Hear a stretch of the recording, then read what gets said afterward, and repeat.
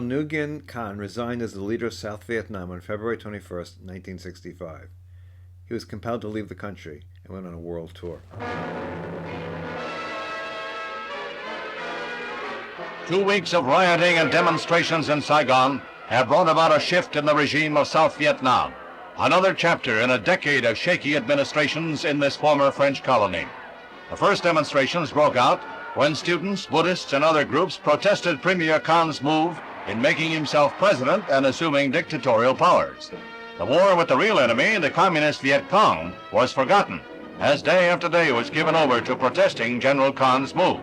Finally, after a week, he bent before the storm, resigned as president, and troops moved in to maintain order, troops who had been strangely absent during the week.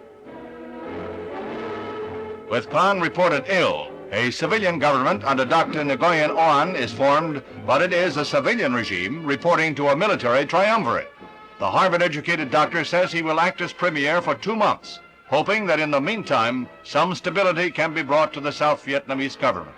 Internal strife again threatens South Vietnam in her war to the death with the communist rebels.